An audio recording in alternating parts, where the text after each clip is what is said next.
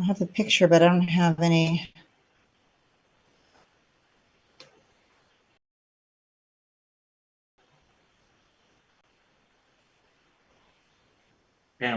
Yeah.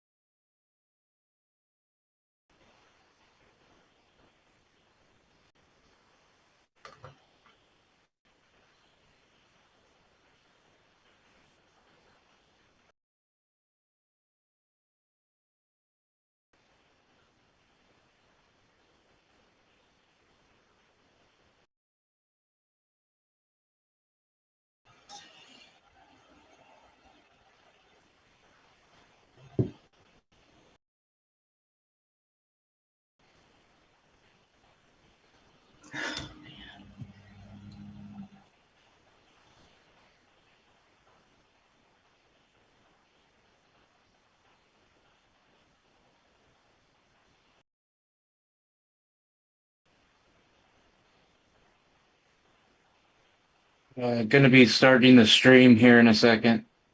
Okay.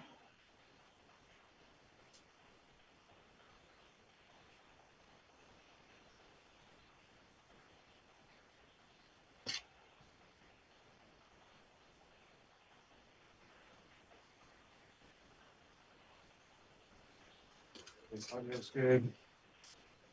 Full screen.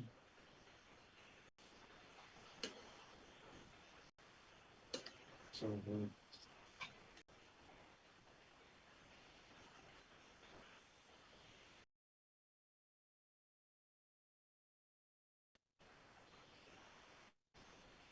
video.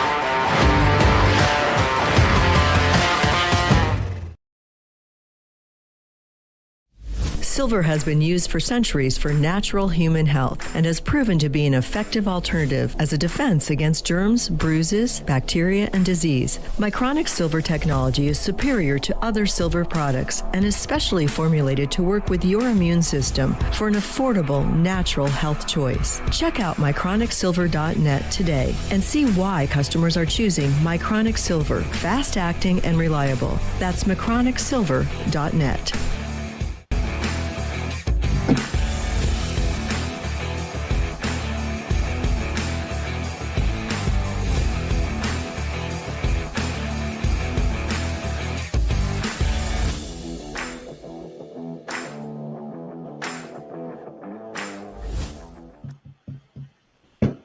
Hello, everyone. Welcome back this Friday to American Perspective with your host, Noél Roberts, Patriot Mom 007 here in Arizona. And we have an amazing day. We have a return guest who I bumped actually a few weeks ago. He was so generous to come back, and he's got a busy schedule, so we're happy to have him here. Sheriff Richard Mack, you may have heard of him before. He's going to come on in a few minutes. And until then, we're going to go over a couple of the big stories that have been happening around our country. I'm sure you've heard about some of them, maybe not in detail or had time to watch. But the first one we're going to bring up, because we have been talking about Charlie Kirk here. And in fact, this guest today was gracious enough to come on a few weeks ago upon Charlie Kirk's assassination. And he gave some of his top line thoughts as one of our top law enforcement agents here in Arizona, instead of being the guest of the day. And that's why we're having him back on. But Charlie Kirk, as you know, is the founder of Turning Point USA here in Arizona. He had a nationwide movement that caught fire several years ago on college campuses throughout our nation and abroad. And he had such an impact here to our youth and just the community in general for our elections and getting people organized and motivated to become a part of that process. His life was abruptly and obviously wrongfully taken by this young kid who was wayward. And, these kids don't know how to process any of their feelings they're having. And in this respect, he took it out on Charlie's family and took his life that day. And so what happened since then have been many tributes. We did a couple here ourselves on American Perspective. I had a tribute show. You can watch it, Patriot_Mom 007 on all the channels, and on X, it's PMom 007. And then we did, brought to you live, the tribute from our Glendale Arena a few weeks after that, with Charlie Kirk's widow and wife, Erica Kirk, who's now been named the CEO of Turning Point organization. And we brought that to you. I was with Ray Michaels here on Grassroots 50 organization that does some media out here in our area and across the nation.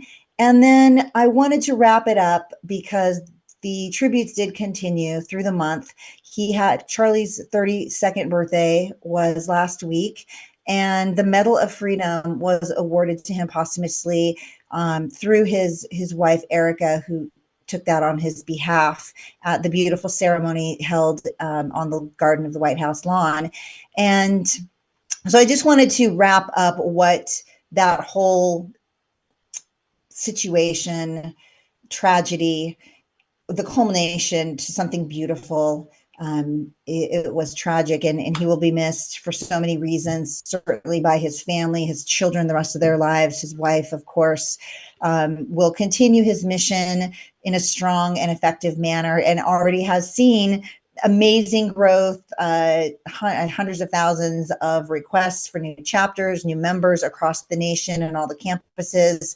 Now we have some, this week I did hear some college campuses are trying to ban Turning Point chapters from starting. So that should be an interesting scenario to play out. We'll see how that goes. But hopefully everything will work out as intended. And the kids on these campuses who want something conservative and mindful and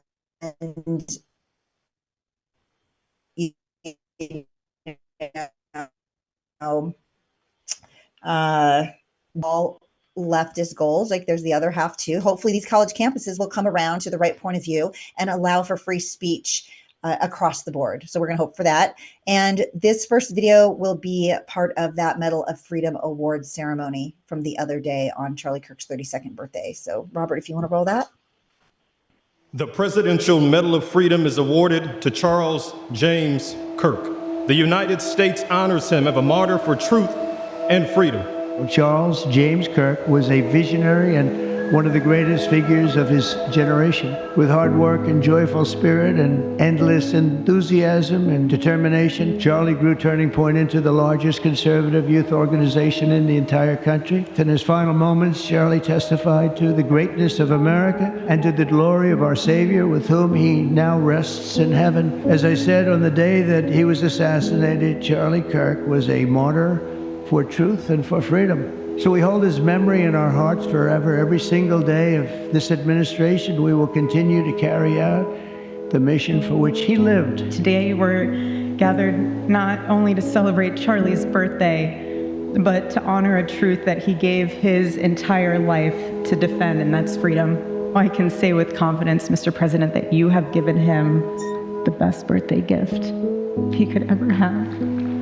Charlie's life was proof that freedom is not a theory, it's a testimony.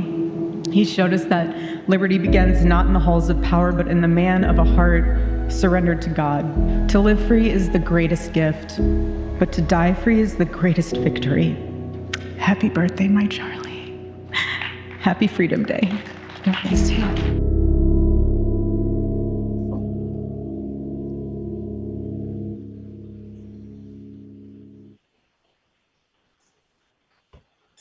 So that was a beautiful display for Charlie and his family, put on by President Trump, who was very close to Charlie Kirk since he started the last few years, I should say. And they became, almost like father and son. I know Don Jr. spoke about it recently, how close his dad was and how he thought of Charlie. And so to give him that tribute and to give his wife that tribute and family is really a testament to President Trump. I know people say a lot of negative things about him, how he doesn't care about people, how he doesn't pay attention to these smaller things. But honestly, I just think over and over, he just proves them wrong by the displays we see, the efforts he puts in towards the people he does care about. And we see that in the way he cares about the country too. We'll go into that a little bit later in the show. Our second piece of news involves law enforcement. Guess what? Because, well, first of all, Sheriff Richard Mack is here. He's law enforcement. Secondly, I'm law enforcement, full law enforcement. I'm a criminal justice major, and I started in law enforcement. A lot of people don't know this. 30 plus years ago in Oregon, I actually was going to go into the field. I was a cadet for 3 years and volunteered with my local police department in uniform, went to a small police academy. And so I am full law and order. I cannot emphasize enough how thrilled I am at the administration's taking on of all the criminals that have been allowed to pour into our country over the years and the ones that were just here. And Kash Patel, our FBI director, is doing what seems to be a pretty good job. Numbers don't lie. So let's pull up the graphic for number 2 and we'll review that. And so here's what we have going on.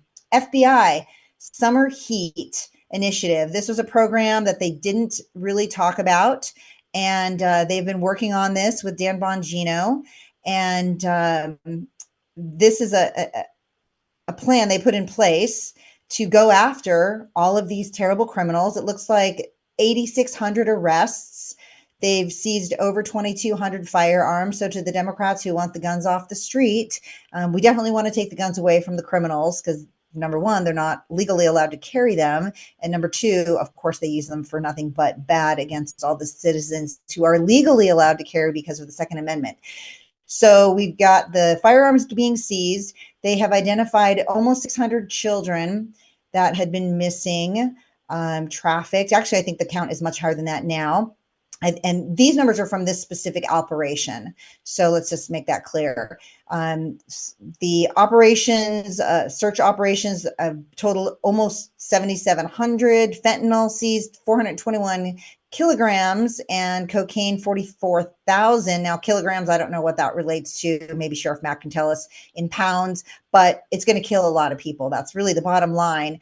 I don't think it's a matter of what the unit is on the number. The point is they're seizing the drugs that kill hundreds of thousands of Americans every single year, the past several years, and no administration, certainly not the former, cared to do anything about that specifically to help the people who were affected the worst, which is all the Americans, right, that they peddle the drugs to, and all the kids getting the accidental fentanyl poisonings because of what they're doing to lace those drugs. And a little over 2,000 criminals indicted. So this is a joint operation with state, local, and federal partners. And excuse me, looks like they're delivering some serious results, and we look forward to seeing more of that coming down the line with the administration in the next few years. I think we're going to have a much safer world in this country overall, and I think we have President Trump and those he chose to lead this effort. We have them to thank for it. We'll roll right into our number 3 video. Secretary Sean Duffy of Transportation, say what you want. He said a lot of people said he wasn't qualified, but I think from a logistics standpoint, he's doing a pretty darn good job in rooting out all the issues. This is him talking, though, about the shutdown, which, of course, we all know it's been happening. I think we're going on our 2nd week. And the House passed the resolution, continuing resolution, no gray areas in there. It's really clean. The Senate is refusing to pass the resolution and have voted it down. I believe it's 10 times now. They just had their 10th vote against it, and they're saying that they won't approve it. Well, the fallout of not approving that is the budget doesn't allow for paychecks to be given to all of our government workers in so many different areas of running our country, law enforcement. And we'll talk about that a little bit later, too, because President Trump helped out with that this week for a paycheck. But our air traffic controllers and so many other officials in our government that, they work every single day and they do deserve a paycheck. They have mortgages, they have children, they have daycare. They can't go without a paycheck. But nonetheless, that's what's happening because they will not pass this, Chuck Schumer and his group in the Senate. So here's where we're at. Let's hear what Sean Duffy has to say about this. I'm here at BWI, Baltimore's airport, talking to our air traffic controllers. This is the first time they're not going to get a full paycheck. They're working without pay. And so I thought, let's go talk to average Americans about what they think about this Schumer-Jeffrey shutdown and its impact on air traffic controllers. Well, of course it's unreasonable. Very unfair, incredibly unfair to their families. I think it's terrible. It's devastating. It's a lot of delays, a lot of frustrated people. Shutdowns can be dangerous for the American people. Chuck Schumer said it's actually getting better for Democrats. All the while, the delays and cancellations, they're worse for you. The problem is, Democrats, they didn't always see it this way. It is not normal to hold 800,000 workers' paychecks hostage. It is not normal to shut down the government when we don't get what we want. If the government shuts down, it will be average Americans who suffer most. Families will be hurt. Farmers will be hurt. This shutdown, you know who's going to feel the pain? You know who it hurts? You. Everyday people and the most vulnerable. They want their way and they're not going to settle for any kind of negotiations, so I don't like that. Bad things can happen. It's a huge safety issue, and God forbid if something were to happen, this is on Chuck Schumer. Putting politics ahead of people, that's what Democrats care about. This isn't a shutdown, this is a shakedown.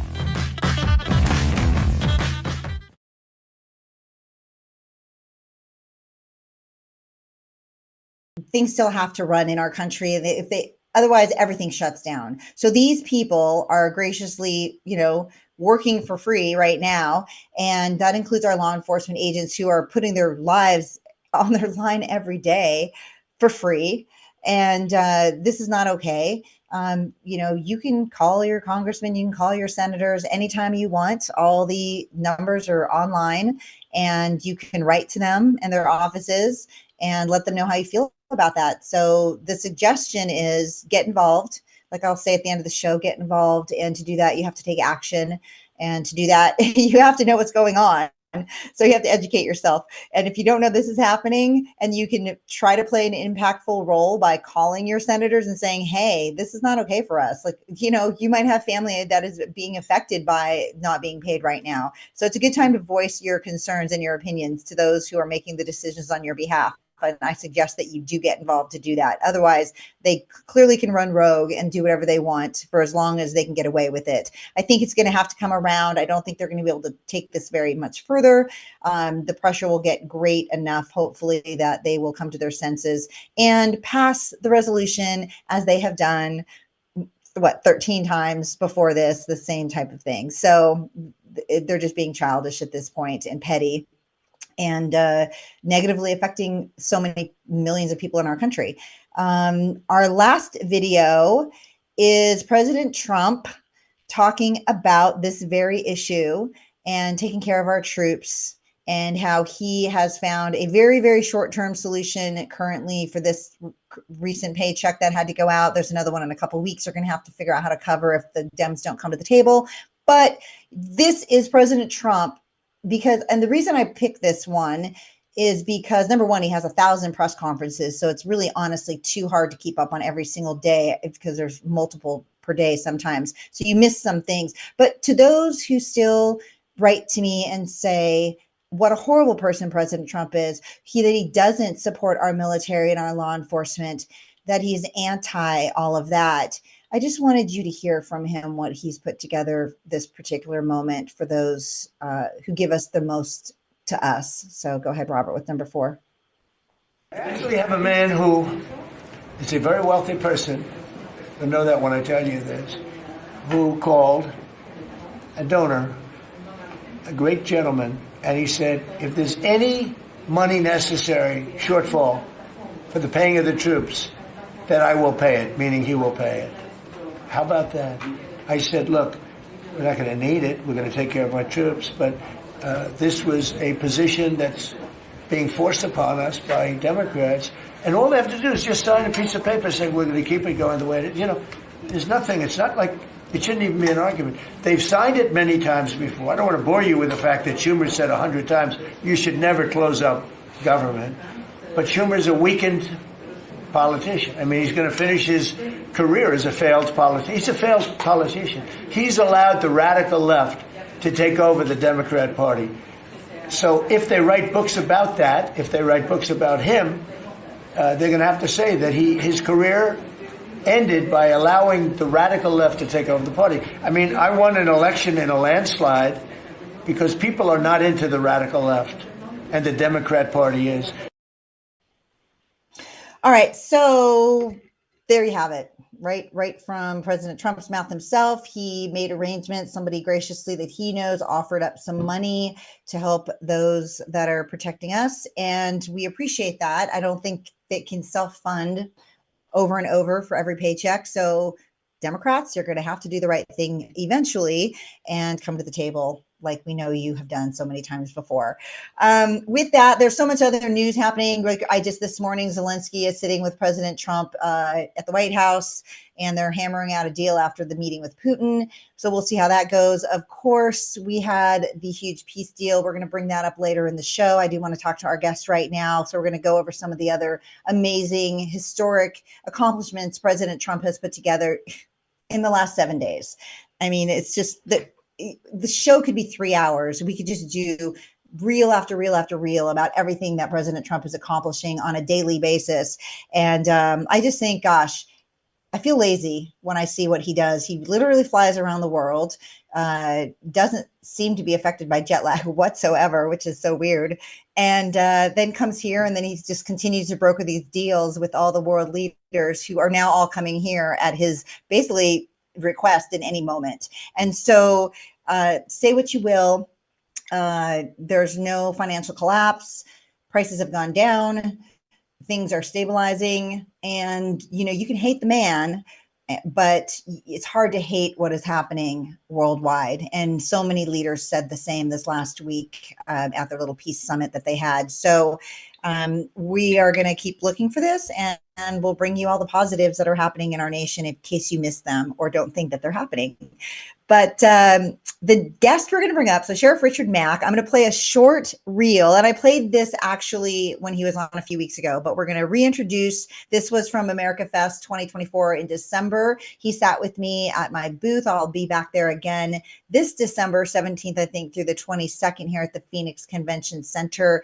Of course, that's Charlie Kirk's organization that puts that on. It's going to be bigger and better than ever. It is our fourth year, and I've been there since the beginning. So it's going to be just another amazing time. And Sheriff Mack hopefully will be there. We'll find out when he comes on. So let's run number 5. I'll give you guys, after number 5, I'll give you guys a quick bio about Sheriff Mack. We'll bring him on and we'll have a conversation. So go ahead, Robert, with that. We need to study and enforce the Constitution of the United States. And it is really hard to understand, so I did put the words up for you guys to read. And I pray that we all will, because it's the foundation of America. Right. When we take our job, we swear an oath of allegiance to the Constitution, not to writing tickets, not to kicking in doors, right? Not to go after all the druggies, which are all part of the job. Needs to happen. It's all part of the job. Yep. But the ultimate goal is liberty. And the Declaration of Independence says that to secure these rights, governments are instituted among men. Well, that's for all 3 branches of government. All 3 branches have a different assignment, but the goal is ultimately the same: protecting the civil rights of every citizen in our county and our community. That's what law enforcement needs, so badly needs to be trained in. Okay, so you heard it right from Sheriff Mack. Protecting the civil liberties constitutionally, right? The way it was written, the way it was meant to be done in our country. And a lot of people seem to have problems with those simple, basic facts that still are in existence almost 250 years later, coming this next July. And so we want to review some of that. So maybe bring it to your attention, and maybe you could share with other people how our country is supposed to operate, where our sheriffs lie in all of this. And so Sheriff Richard Mack is a longtime veteran of law enforcement here in Arizona, and someone many of us deeply respect for his unwavering commitment to the Constitution and protecting our communities. He served in law enforcement for 20 years, holding positions from patrol officer to sergeant, detective, and specializing in crimes against children. In 1988, he was elected sheriff of his hometown, Graham County, Arizona, a position he held for 8 years. During that time, he graduated from the FBI Academy in 1991. Sheriff Mack made history as the first sheriff to take on the federal government all the way to the U.S. Supreme Court, and he won in a landmark case against government overreach during the Clinton administration. The Mack Printz v. U.S. decision is hailed as one of the most powerful 10th Amendment rulings in American history. His dedication has earned him numerous honors, including NRA Law Enforcer of the Year, induction into the NRA Hall of Fame, the Cicero Award, and recognition as Elected Official of the Year by the Arizona-New Mexico Coalition of Counties. You may also know him as the founder and president of the Constitutional Sheriffs and Peace Officers Association, CSPOA, dedicated to restoring individual liberty and protecting civil rights. Sheriff Mack is also an accomplished author. His book, The County Sheriff, America's Last Hope, is available now, and he continues to inspire Americans nationwide. So with all of that, we'd love to welcome back to our show Sheriff Richard Mack. There he is. Hi, it's great to be back with you. Now, what do I call you? Patriot Mom or 007? Noél. You can call me whatever you want. Bond? I mean, you're the sheriff, so Noel's you're in good. charge. Noel's good. I could just, I think that says it all, Noél. You know, and you're in Noél charge. is, So, yeah, you're the guy. So whatever you say is going to go. with you. Thank you for having me back. Of course. Thank you so much for your time. So I know you've been traveling. We just talked about that, and you've been busy. Dawn's been so lovely to help us organize this again. But you have a lot going on, and you have been in our state for many, many years, working through all the problems we have here in Arizona, being a border state. So I do want to start with a border state question, because we know that sheriffs face unique pressures from federal immigration policies and local community concerns. So curious your perspective, what roles sheriffs should play at the border and how they can balance enforcement while protecting civil liberties that you just mentioned. Well, that's the ultimate goal of every law enforcement officer, sheriff, chiefs of police, patrol officers, detectives. Our goal is to protect liberty. Sometimes we get so focused on making arrests that we forget the ultimate goal is to protect the God-given rights that each of us were born with as Americans. So protecting the border does what? It protects our freedoms, freedom from crime, freedom from cartels, freedom from drug pushers, freedom from the pedophile gangs that exploit slavery for sex slavery for children. Now, all of that just absolutely floors me when the Democrats come out against getting rid of any and all illegal aliens. And that means they want to keep Prende Aragua. They want to keep the drug pushers, the drug dealers, the murderers, the rapists, the cartels, the gangs, and the international terrorists that have infiltrated America. Over 100,000 of them have infiltrated America during the Biden administration. So what is their goal? What do they want? Well, the only thing you can do is look at that politically. They want these people on the voter rolls for Democrats. That's it. That's the only thing they get out of this. And so it's really treason by the Democrat Party against our country. And right now, I'm kind of in the mood to fire everybody in Washington, except the White House. I really like what President Trump's doing. But it's really time to. I cannot believe that they get away with this. They keep shocking. getting paid. I know. Getting paid, Noel. I know, They're and it's shocking that enough of our good Republicans and Democrats. There are probably still some good Democrats out there too. I mean, we cannot slander all of them because of the loudest voices. Who would ever think that Bill Maher and Senator Fetterman would be the voices of reason for Democrats? Well, Senator Fetterman, I got to tell you, he's come a long way in a couple of years from where they propped him up, where he couldn't put sentences together. Unfortunately, for the medical condition he suffered, I'm not bashing that or making fun of that in any way. I mean, he had a medical condition, and they propped him up, on stage and paraded him around where he couldn't coherently speak. And now that he is recovering, still in recovery, you can tell he still has some lapses. I mean, this was a very serious situation for him, and it affected his brain. But now he's coming out with common sense statements and things about law and order, and they want to silence him immediately. And I just wonder how long it is till he moves off the Democrat needle and moves into the independent, maybe Republican side for Pennsylvania, which is where I'm from. Would love to see that happen. My hat's off to him. He's really been the voice of reason. He's probably the best Democrat in all of Congress. I think that could be right. That's just astonishing. It's pretty amazing. Well, we know that there is a lot of issues at our border. And like you said, so many criminals have been literally let in by the last administration for the voting, for the chaos that it brings. I think a lot of it is that they didn't care, maybe didn't welcome all the actual chaos, but knew that if that was a component of those entering our country illegally, that did help their cause, because things are so scattered. People are freaking out because the crime rate skyrocketed. Nobody felt safe, and that they could operate under the radar, knowing that all the criminals were kind of mid-level then, and they were like duck and covering behind the criminals, doing their other illegal stuff in the back rooms, as they do a lot of the politicians.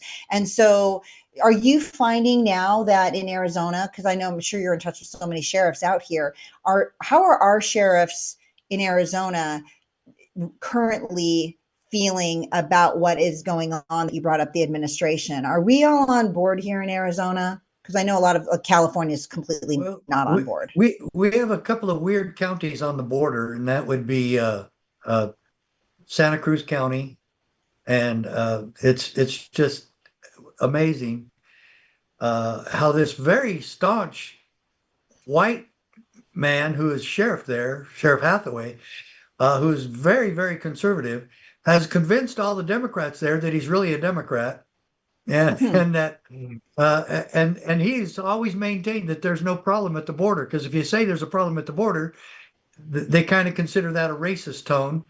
And so he will tell you there's not really a border problem. But Really? everybody else, Cochise County Sheriff and Pinal County Sheriff and Pima County Sheriff kind of goes along with that. Oh, there's not really a border problem because he needs all the Hispanic votes as well. And so they're willing to be a little bit more than just disingenuous about what's really happening at the border. But now that Trump has got it secure, they're all saying, see, I told you there wasn't much of a problem at the border. So that plays into their narrative well. Yuma County and Cochise County will tell you quite differently, as will Pinal County. And it's really close to the border, as was Graham County, where I was sheriff. It's only one county away from the border. But look, let's be real here. Every sheriff, especially the Democrats, are thrilled with what Trump has done there. They won't admit it, but they're thrilled because it has really given them some free time to do other things.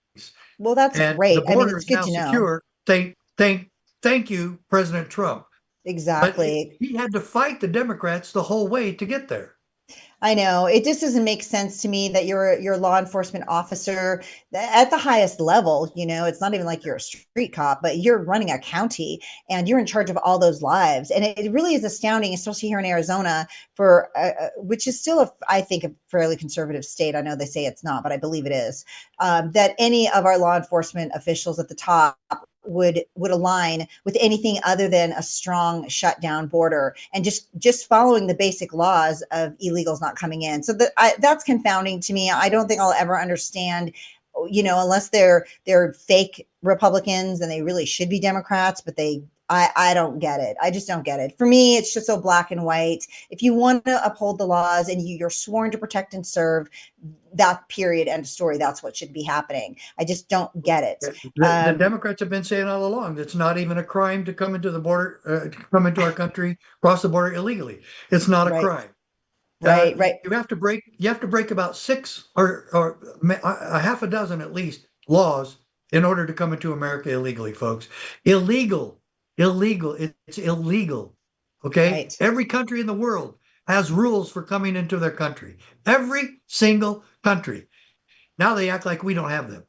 Exactly. So, I know it. Exactly. Right. They treat it like we're some anomaly and we're making up all these random rules to apply to people. And of course, so my dad is from another country. I mean, I'm a first generation born American. And obviously I think that's a great process that people can play a role in. My dad got his citizenship, as did all his 8 brothers and sisters, and my mom's family as well. They're we're all from the Middle East, so they came on the boat through New York, you know, the whole 9 back in the 50s, and they did it the right way. And God bless them. And we're not anti-immigration, right? We know it can be done. Everybody, we're not anti-immigration. Come here legally.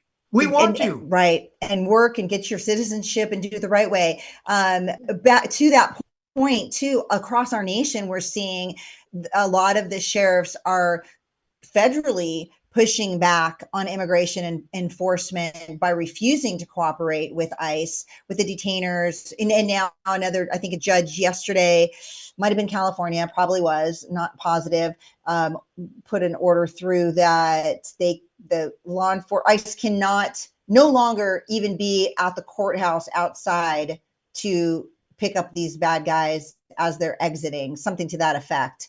I don't know if you heard that or not. That happened yesterday. And so where do you personally, working with the sheriffs across the nation for so many years, where do you stand on what the roles with the immigration and the ICE? I mean, what can be done, or is there anything that can be done from your internal law enforcement group, I guess, perspective?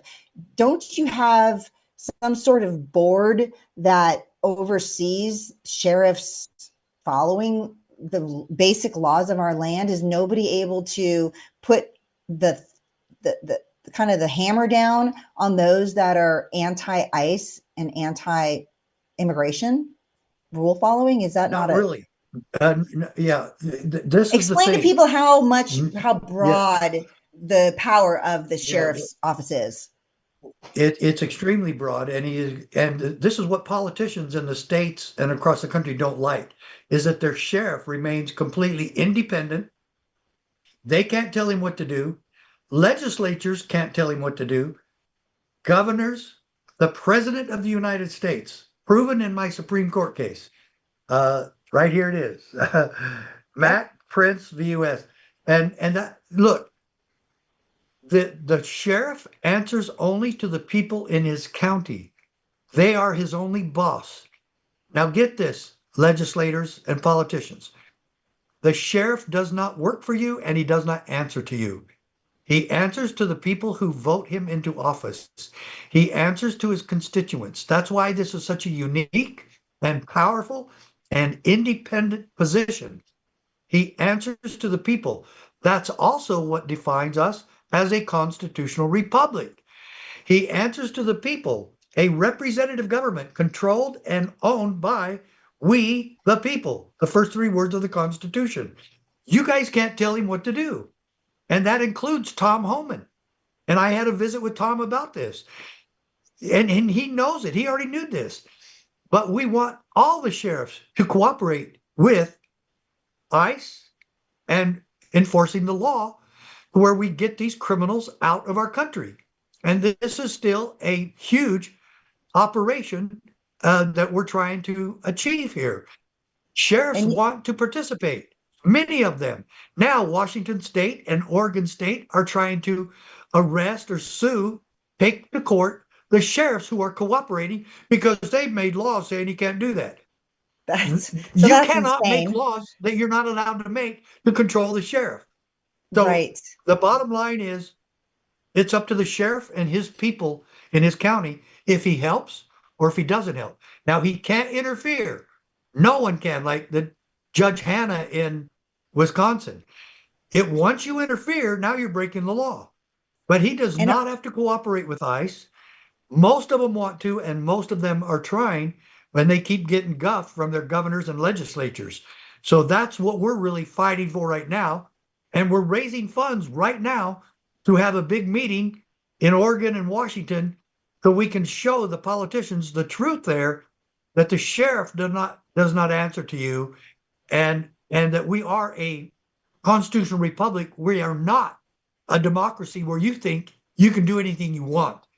And that's all this democracy has been under Democrat rule. It's just a Democrat dictatorship. And the sheriff answers to the people and not to you. And that's why we're raising money for this meeting. And I want to bring up too, you mentioned fundraising. I do want to mention at the bottom of the screen, everyone, is the CSPOA.org website. You can go there. There's lots of information, including the case that Sheriff Mack just referenced and I spoke about earlier. We can talk about that in a minute. But you did mention Tom Homan and President Trump off screen. We talked about his administration, and you said you've recently been in contact with the administration in general and Mr. Holman. And so what is happening in the respect, because I know that at the beginning, and I've met Mr. Holman actually a few times and had the privilege of speaking with him. And he's a pretty much no nonsense guy. And he is in person the way he is on the news shows. I mean, exactly like there's no gray area there. And so I know he said at the beginning, and no slight against him whatsoever, because I know things don't always move as fast as that people want, but he did mention at the beginning of his tenure that anybody who defies these rules and these laws that are in place for the immigration and to aid ICE in what they're allowed to do, he would start going after them, whether it be the governors or other officials within the state. Now, I haven't really seen that happen. And like you said, with Judge Hanna, I mean, is this something that he can actually implement and go after those who are going after the sheriffs, trying to put pressure on them to otherwise obey the laws in place that they're allowed to enforce if they choose to? Is that happening, or where are we at? If you can share some of your conversation with him, or what the direction of that is going, without being too specific. Definitely, Tom Homan has reached out to the sheriffs in this country. I've also helped with that. That's what I told him from the get-go, that we would push, and we have. And the greatest example of this is the 67 sheriffs in Florida. They all met with Governor DeSantis And he proposed to them, we need to be together, we need to be on the same page, and we need to help with deportation. And even the staunch Democrat sheriffs there, of which there are over a dozen, they all agreed to help with deportation. And so they were united. And so you have to take your hat off to the leadership and the dedication there of the sheriffs in Florida. But every state should be doing the same. New York, get busy. California, get your sheriffs together, and they meet probably 3 or 4 times a year as state associations of sheriffs, and they need to push this and do the same thing that Florida did. Is there any sheriff that wants to be on the record as saying, no, we don't want to get rid of these criminals that have entered our country? Really, you don't want to get rid of Tren de Aragua. You don't want to get rid of the Sinaloa cartels. You don't want to get rid of the international terrorists who have infiltrated our country and now working with cartels to destroy us from within. You don't want to get rid of any of those people. You don't want to get rid of any of the murderers, the rapists, or the drug dealers. You want all of them to stay. So come on, give me a break here. That's so ridiculous and absurd. And no sheriff wants to be on record with that. But now they're being put so much pressure put on them from the Democrat Party, they don't know what to do. So it's time to get busy, do our jobs, and leave politics out of this. Right. Should be all law enforcement exclusively and no politics whatsoever. And then you mentioned to me how as maybe a 10-point plan or a list of things that would help the administration accomplish this. What were you referring to there? Well, the 10 points for deportation or just the to-do list? The to-do list. Yes, exactly. Well, before I start on the to-do list for President Trump, I always want to, just as you have done, be very complimentary about the work he's done so far. This has been miraculous, the peace that he's created throughout the world, and what he has really tried to do to change the world and America. And oh man, people don't like that. So of course they're going to hire Antifa to cause all these riots and to be part of this. And look, Antifa was part of January 6th, big time.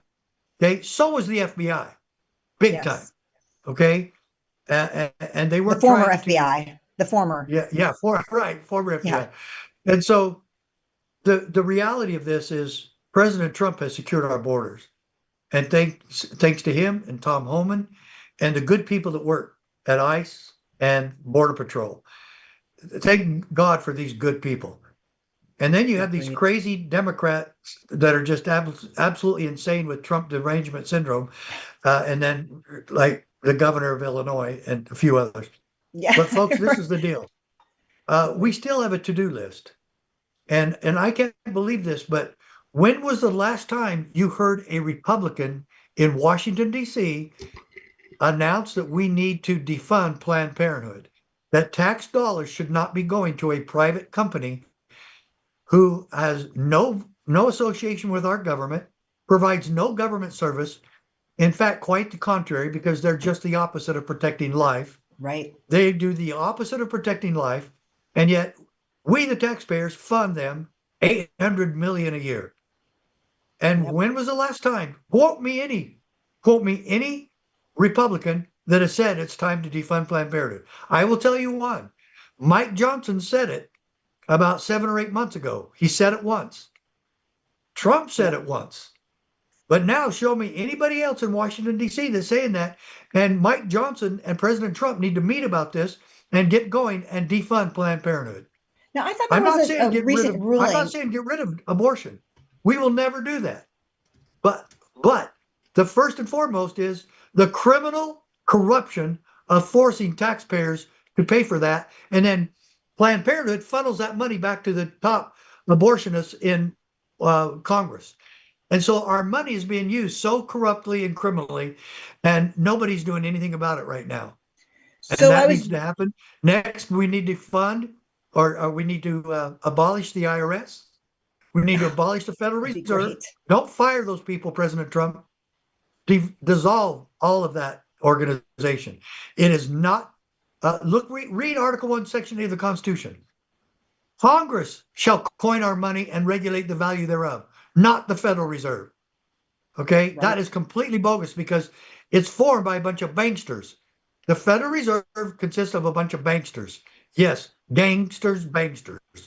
And so it's time to free the American people, get rid of this bully organization, both of them, IRS and Federal Reserve, and put freedom back with our money system.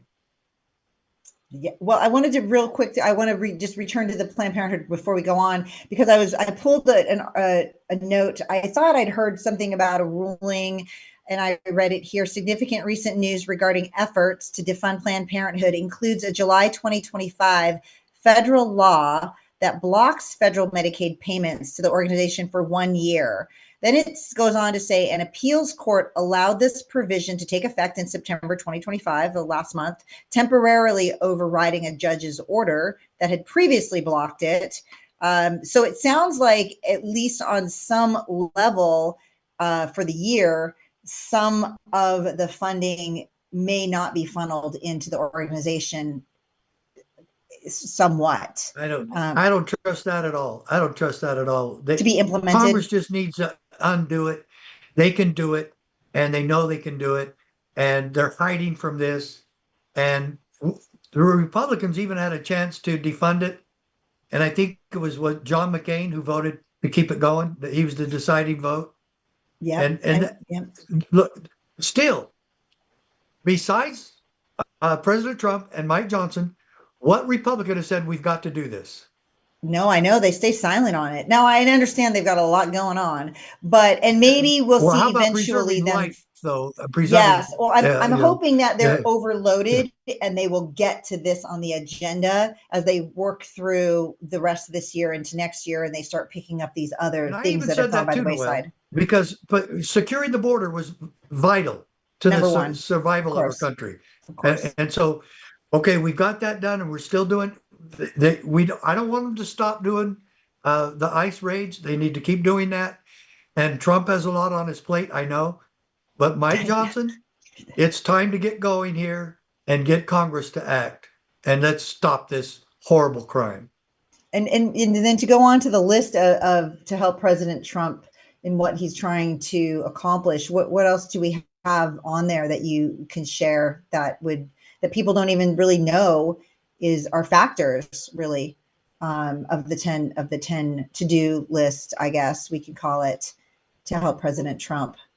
Well, we've got to have his back a lot more than we have, and he keeps getting the blocks by the Democrats. And look, he's got a good, solid basis of sheriffs who have his back now.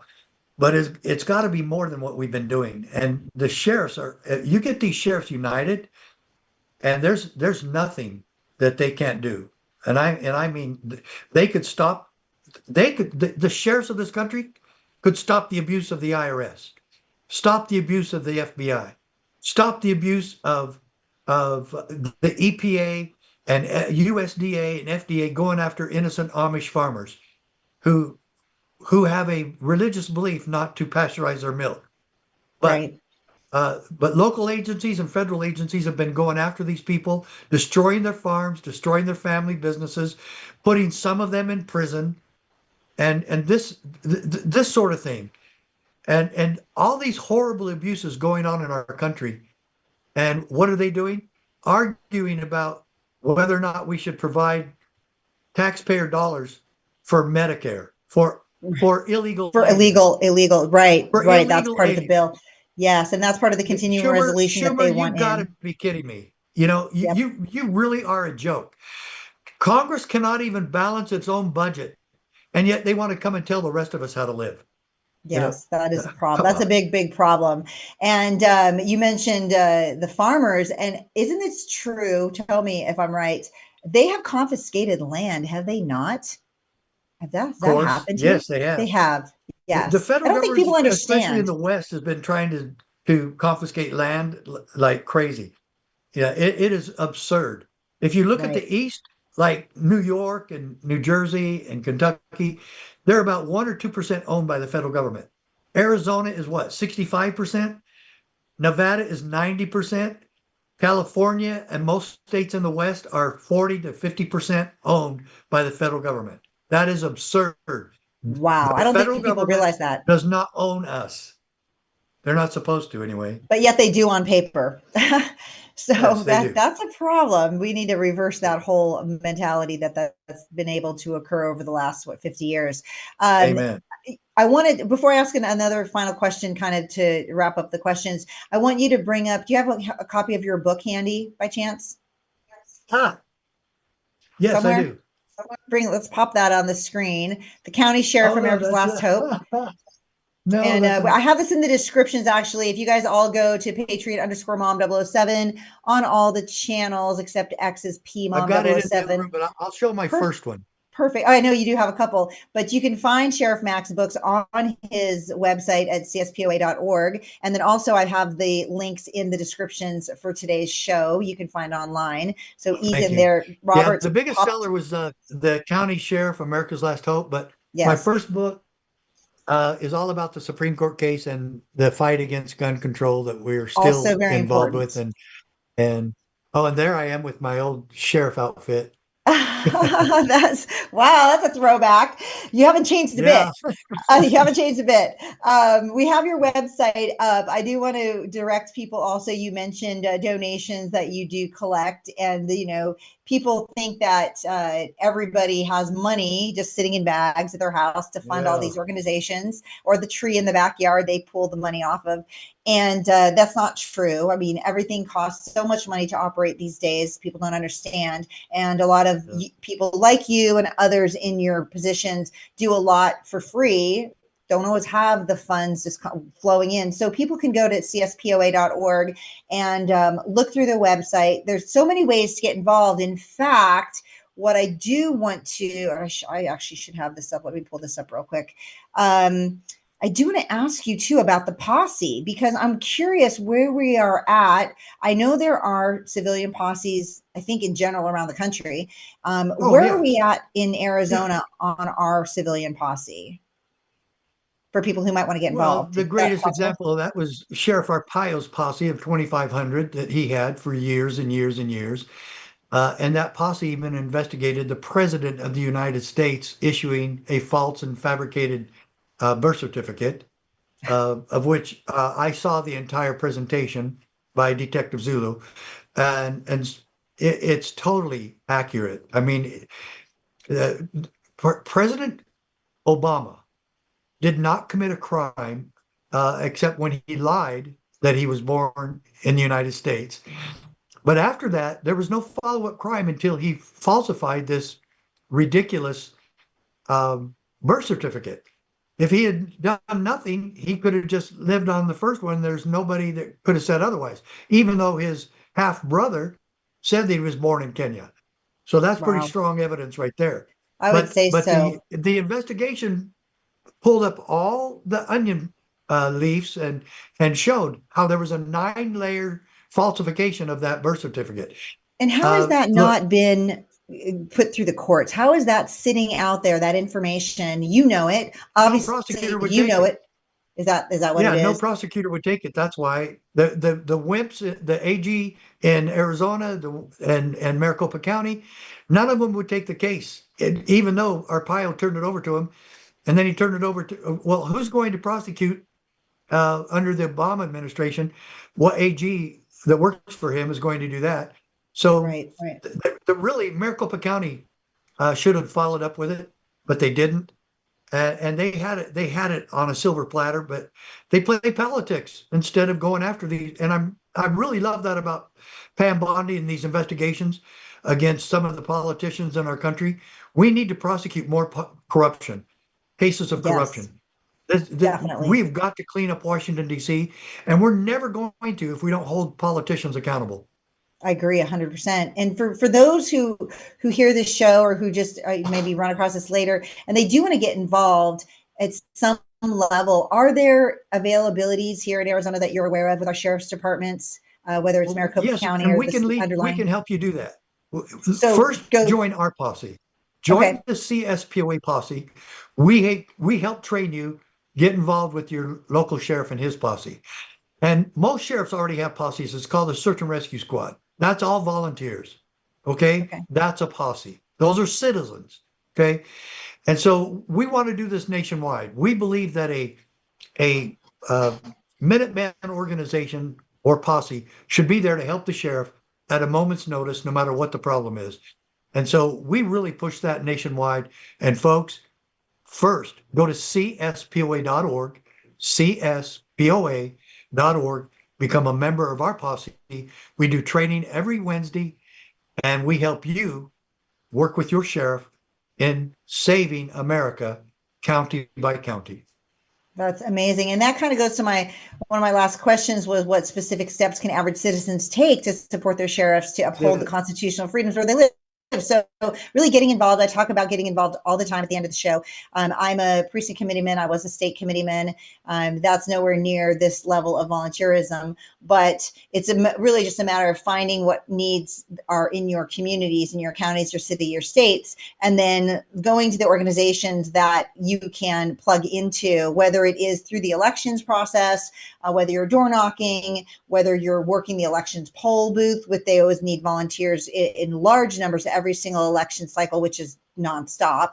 And or with our law enforcement, a lot of things happen in law enforcement. When I was volunteering for 3 years back in the day, this is in the 80s, we did do things, and we were in uniform because we were, like Explorer cadets, but we, helped secure scenes. We helped with traffic, accidents. We helped even with really significant things, deaths.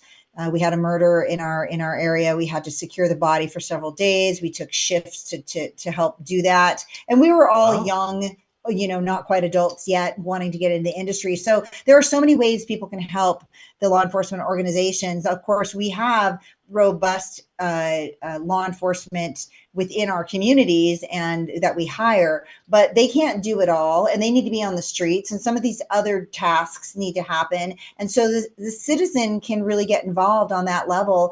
And I wouldn't just say just men, although I kind of a sexist in that respect. I do think that some things are meant for men and some things are meant for women, and I'll probably get some bad feedback on that. I don't care, but you're absolutely correct. It's just the way it is. I mean, it's just the way it is. And I saw it from working on that side. There's just some things that women are not able to do in these respects, but they can do other things. So get involved however you can and find out whatever level of involvement it would work for you personally, and do that, because all the communities need help in all these areas. And Sheriff Mack's website. The bottom line is you're becoming part of the solution. There's a solution with all of this that all of you can be a part of. Yes.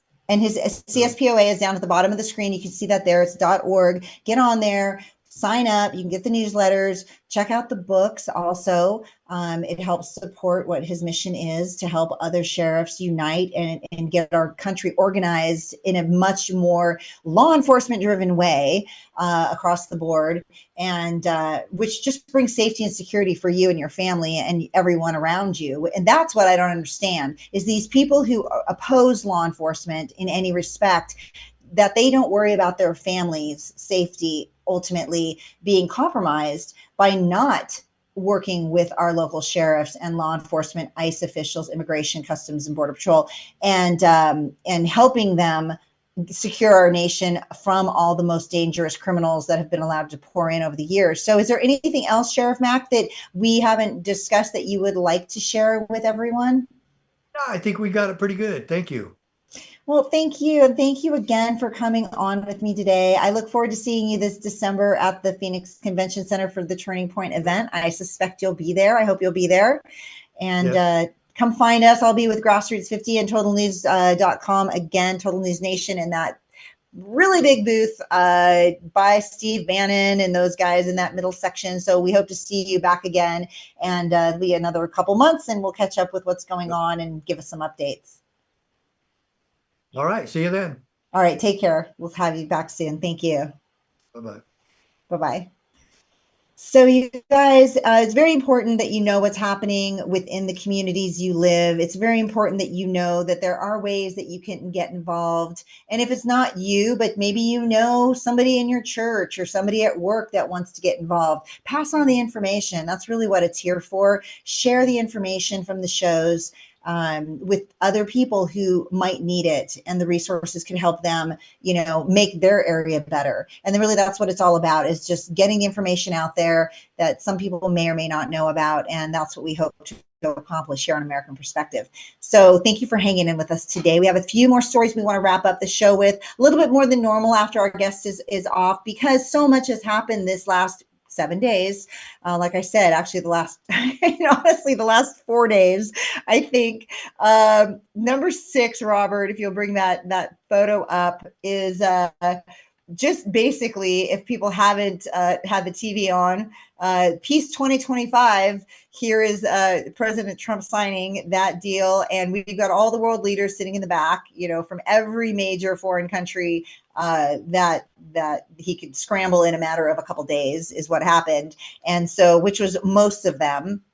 And they congregated, and he addressed the Knesset there in Israel. And it was a very successful day, getting praise from even Democrats, honestly, who don't normally want to pat him on the back for anything that he's doing actively and openly that we could see on video is happening. They just ignore it typically. But this was a little different. I don't think they could ignore him bringing peace to most of the Middle Eastern region right now from what's been happening the last thousands of years. And so number 7 is President Trump again.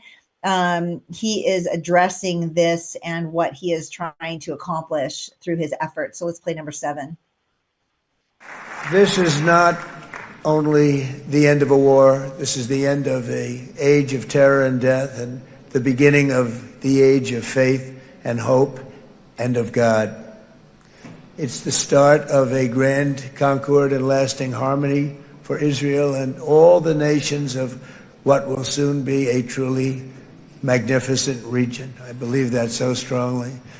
This is the historic dawn of a new Middle East. So,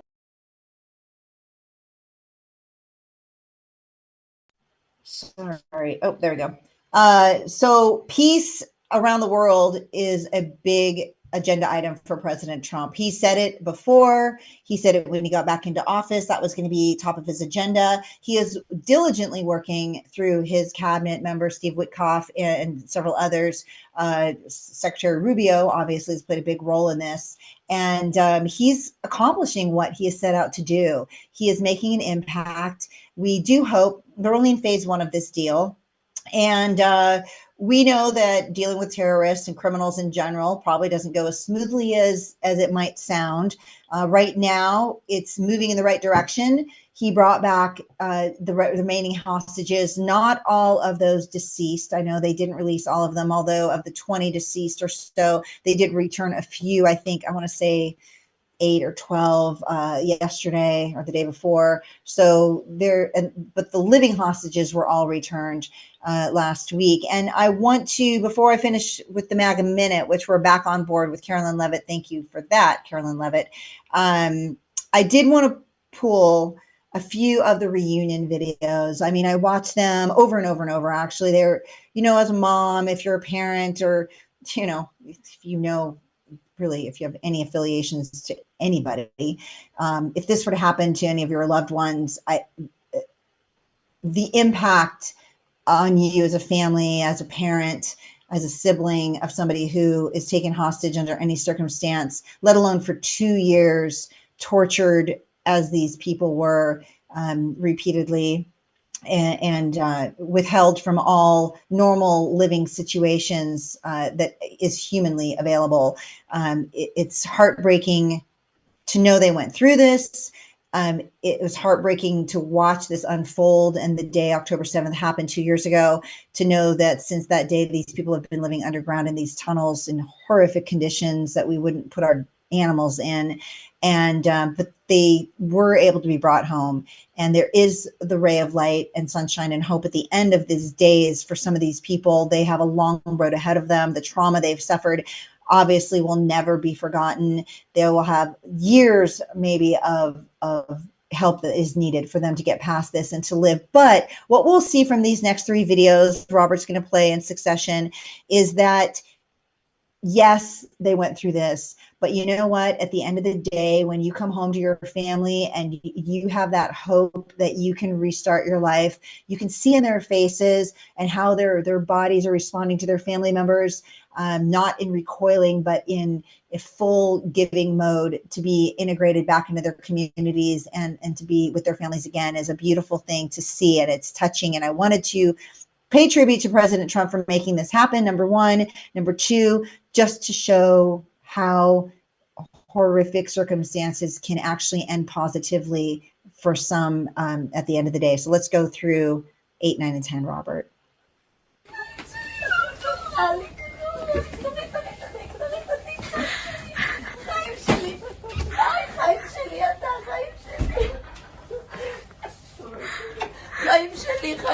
חיים שלי, אתה אלוף גיבור, כפרה עליך אני, כמה החיות שלך מחכות לראות אותך. And that mom could not be more pleased. I mean, as a mom, I can't even imagine. It's untenable to think your children would be taken from you like that. And look how happy he is to be home. And then we have another young man with his family.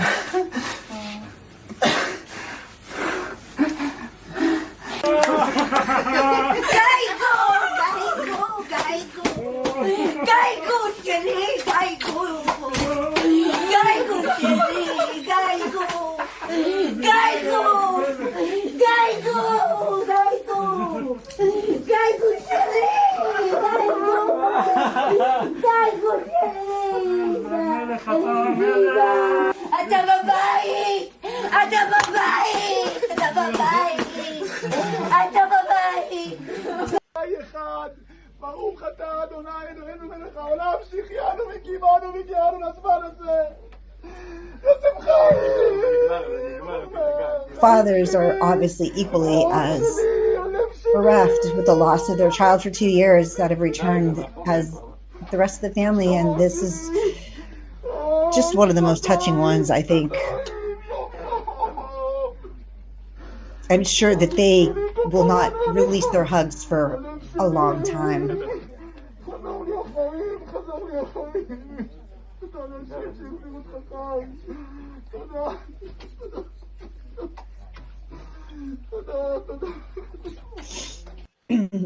And it really makes you think what you have today, who you're with, your family members, if there's disagreements, if there's issues with your friends. I mean, these people had no life for 2 years. The worst of the worst circumstances they could ever imagine anyone going through, or you could imagine. I mean, you wouldn't wish this on anyone. And it makes you maybe reflect, or maybe you should reflect on how you're treating others within your family, outside your family, and the gifts that you have every day to be with those that you love and be in your community and be able to walk freely around. And that is something too, we talk here America First, you know, we have our freedoms here. CSPOA, Sheriff Mack, he addresses those also constitutionally. And this is just all tied in. It's just a global thing. We want to protect what we have here. We want, you know, Israel wanted to protect their citizens that day and when they were taken. And we just should reflect, I think, in a positive way at the end of the day, knowing that it's possible that there can be good outcomes as well to what happened, and just take that time and just make every day the best day you can, I think is my takeaway from that. And those are just beautiful moments that I think is a great way to just to end the week and just to see that positive outcome. Very touching. It's pretty emotional really to see that. But if you haven't watched them, I suggest you do, and it might change your perspective for your entire week, month, year ahead towards other people and how to treat them and how to embrace what you have currently in your life that is good, or make it better for yourself and your family. And our last video, Carolyn Levitt, our press secretary, we skipped a few weeks of the MAGA Minute. She's been kind of busy, with the world peace thing happening around the world. And but she did come back this week.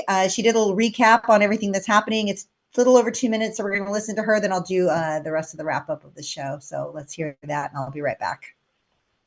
Welcome to this week's MAGA Minute. In this just in, President Trump has responded to Hamas's acceptance of the 20-point Middle East peace plan that he presented to Hamas, with the acceptance of Israel, Arab, Gulf nations, and virtually every single country around the world. The president looks forward to the release of all of the hostages in Gaza in what we hope will be a peaceful and prosperous region. Now, this is normally the time of the week where we talk about all the administration has accomplished. But this week will be about how Democrats in Congress have decided to bring our government to a shutdown in pursuit of a radical agenda, most notably giving health care to illegal aliens.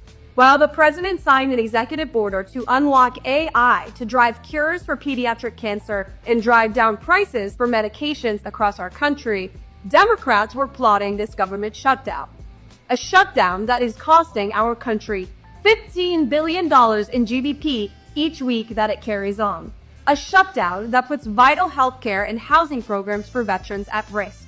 A shutdown that puts assistance programs for vulnerable mothers and children at risk as well. And a shutdown that forces our men and women in uniform to currently work without pay. This is a travesty. This shutdown is also being driven by the left's fear of the activist groups they are reportedly coordinating with. This entire Democrat shutdown is, quite frankly, shameful. There are countless minutes of footage of Chuck Schumer and the Democrats talking about how harmful shutdowns exactly like this are. But they don't care.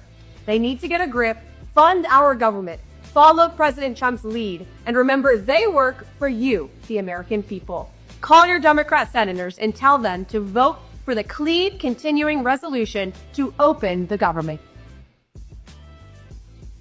All right. So I said that at the beginning of the show. You can reach out to your senators and congressmen at any time in any state. You just Google your .gov website. All of their names are listed in the House and the Senate, and you can do that in your state and federally. And you can send them emails. You can call their phone lines. You can leave them voicemails. And this is what we need to do, is that we run them. We're their managers. I talk about this all the time. We hire them. We pay for their salaries. They're getting paid, by the way, which is not okay. So Mike Johnson, I'm just saying, you guys should probably take a salary cut the next few weeks while nobody else is getting paid too. That would be the right thing to do.